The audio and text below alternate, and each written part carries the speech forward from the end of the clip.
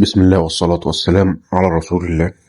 كم مرة قلت انت نفسك تعمل دايت بس بترجع وما بتكملش بسبب ان ما بتلاقيش اكل طعمه حلو، بتعتمد على الجبنة القريش والخيار بس والبيض المسلوق. فانا جايب لكم النهاردة وصفة من الوصفات هتخليكم تكملوا في الدايت وانتم مستريحين ومن غير تأنيب ضمير ومن غير ايه ان انتوا تزعلوا. المهم ان دي صينية بطاطس، تمام، وعليها لحمة مفرومة وجبنة موتزاريلا لايت. تعالوا نعرف الطريقة ازاي. بسم الله ونصلي على النبي. هنجيب كيلو بطاطس وهنقطعه ايه السمك دوت، ولا تخين ولا رفيع، وسط عشان إيه يستوي بسرعة يعني.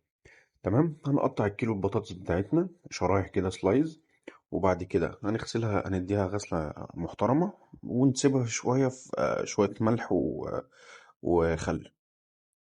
بعد كده نصفيها من المية تماما، وبعد كده هنجيب حلة وتكون متسخنة كويس وننزل عليها ب25 جرام زيت زيتون للكمية كلها، وما نخليش الزيت يسخن جامد. وبعد كده هننزل بالتوابل بتاعتنا: بابريكا، معلقة كبيرة بابريكا، معلقة ملح، معلقة فلفل اسود، وشوية زعتر، ونقلبهم كويس قوي.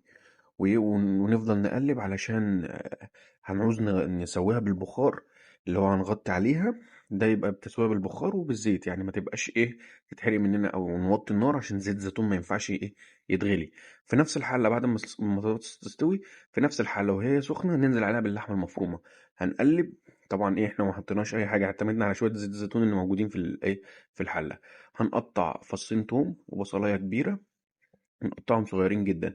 طبعا هنروح نازلين بالبصل بعد ما اللحمة تكون دخلت في السوا بتاعها. هننزل بالبصل والفلفل الرومي والطماطم. مش عايزين تقطعوا طماطم، ابشروا طماطميتين او اضربوهم في الخلاط، وننزل عليهم على اللحمة المفرومة. واللحمة المفرومة التوابل بتاعتها ملح وفلفل وسبع بهارات وبابريكا، وهنزود ربع كوباية مية.